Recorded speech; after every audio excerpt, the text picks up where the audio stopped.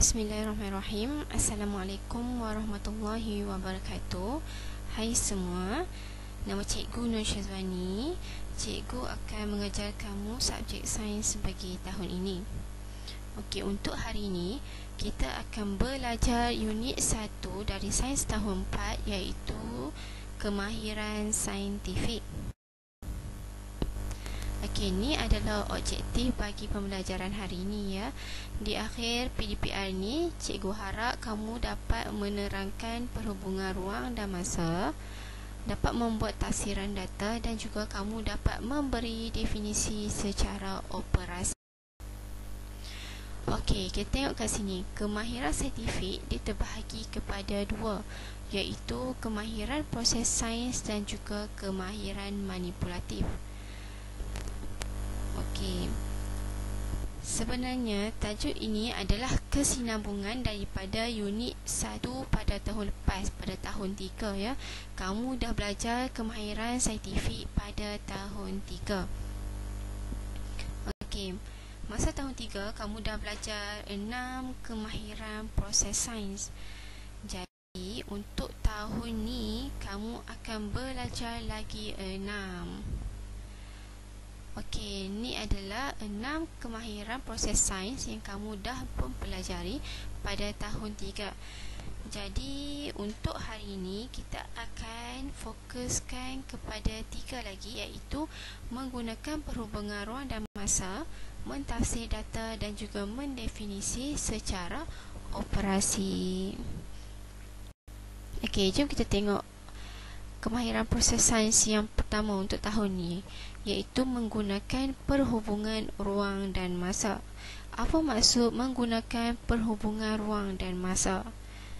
Okey, perhubungan ruang dan masa ialah kemahiran untuk memerihalkan perubahan sesuatu kejadian ataupun fenomena berdasarkan perubahan parameter seperti lokasi, arah, bentuk, saiz, isi padu dan juga berat mengikut masa. Maksudnya ialah kemahiran memerihalkan perubahan sesuatu kejadian berdasarkan parameter tertentu mengikut masa. Okey, perubahan parameter mengikut masa. Okey, perkataan yang cikgu gariskan ini, okey, perkataan yang cikgu gariskan ini adalah perkataan yang penting ya. Perubahan mengikut masa. Okey, mari tengok contoh. Okey, contoh kat sini adalah contoh senang ya, aiskrim. Okey, cikgu membeli aiskrim ya. Cikgu ada aiskrim, kemudian cikgu biarkan aiskrim cikgu pada cahaya matahari selama 20 minit. Apa yang kamu rasa akan terjadi selepas 20 minit? Kamu rasa apa yang akan jadi? Okey, kamu boleh tengok ya. Okey, pemerhatian kat sini, bentuk aiskrim akan berubah setelah 20 minit diletakkan di bawah cahaya matahari. Okey, daripada bentuk aiskrim ni bulat, elok, setelah 20 minit dia akan berubah bentuk.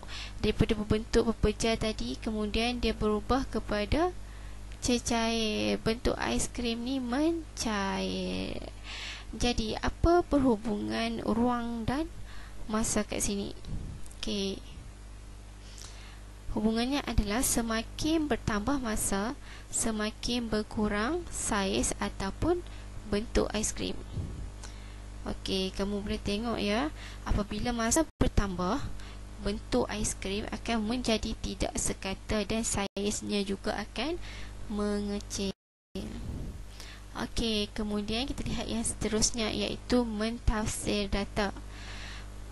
Apa maksud mentafsir data? Mentafsir data ialah kemahiran memberikan penerangan yang rasional daripada data yang dikumpulkan. Ringkasnya, kamu bagi penerangan berdasarkan data yang kamu kumpul. Okey, kalau kamu ada data, kamu kumpul satu data tu, kemudian kamu memberi penerangan. Okey, kita tengok contoh kat sini. Okey, seorang murid mengumpul data mengenai jarak yang dilalui oleh sebuah kereta mainan. Okey, kita tengok ada kereta mainan A, B, C, D dan juga E. Okey, berdasarkan data yang dikumpul ni, kita boleh tafsirkan bahawa jarak yang dilalui oleh kereta mainan A adalah paling jauh. Okey, kita tengok contoh yang lain. Okey, kat sini ada satu situasi ya. Cikgu ambil situasi ni daripada buku teks kamu.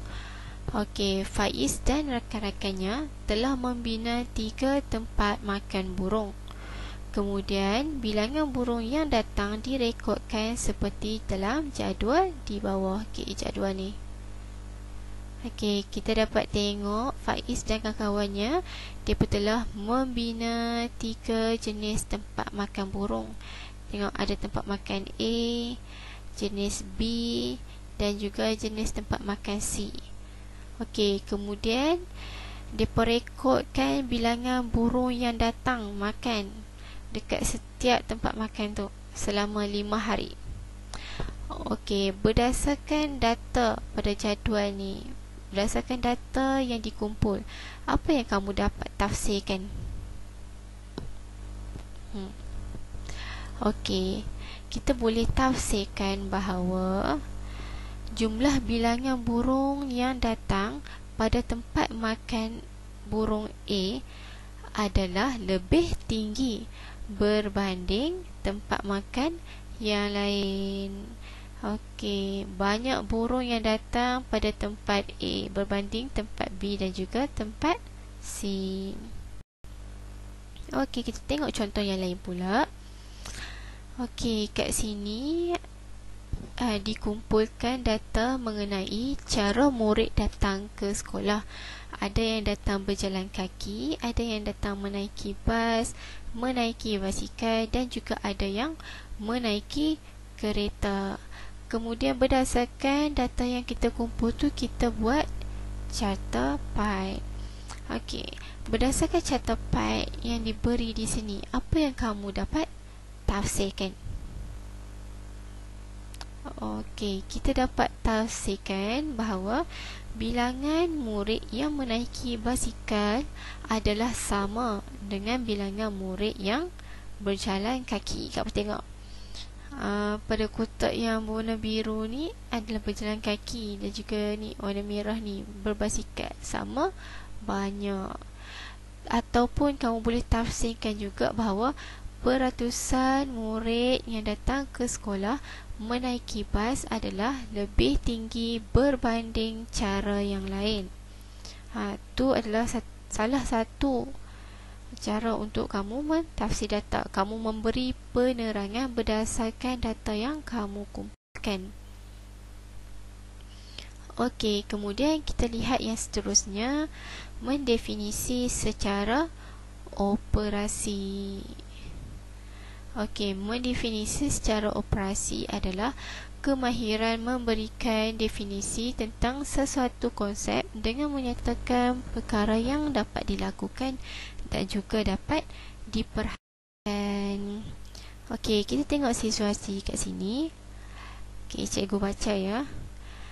Ada murid bertanya, "Cikgu, bagaimanakah keupayaan bahan menyerap air boleh didefinisikan?" Cikgu berkata, "Lihat air di dalam bikar. Apakah yang dapat kamu ukur?" Murid pula menjawab, "Saya boleh mengukur isi padu air yang tinggal di dalam bikar." Cikgu berkata, "Jadi, definisi secara operasi keupayaan bahan menyerap air ialah isi padu air yang tinggal di dalam bikar." Okey, isi padu air yang tinggal di dalam bikar adalah perkara yang kita perhatikan. Okey, bila soalan tanya mengenai definisi secara operasi, kamu boleh tulis begini. Kamu ambil apa yang dikehendaki oleh soalan, kemudian kamu tambahkan ialah di tengah, Dan akhirnya di belakang kamu boleh letakkan perkara yang diperhatikan. Okey, contoh di sini. Soalan bertanya, apakah definisi secara operasi bagi keupayaan bahan menyerap air? Jadi kamu boleh jawab, keupayaan bahan menyerap air ialah isi padu air yang tinggal di dalam bikar. Okey. Keupayaan bahan menyerap air adalah apa yang soalan kehendaki. Kemudian, isi padu air yang tinggal di dalam bikar adalah perkara yang kita perhatikan. Okey, itu saja untuk hari ini. Jadi, untuk latihan, cikgu nak kamu buka buku latihan sains, kemudian kamu salin soalan ni, kemudian jawab dalam buku latihan tu. Okey, untuk soalan pertama, kamu nyatakan 12 kemahiran proses sains. Okey, kamu senaraikan ke semua 12 kemahiran proses sains. Kemudian untuk soalan yang kedua, kamu jelaskan perhubungan ruang dan masa. Kamu tulislah, kamu ceritakan sikit apa maksud dia. Okey, yang ketiga, berikan maksud mendefinisi secara operasi. Okey, itu saja untuk hari ini. Terima kasih.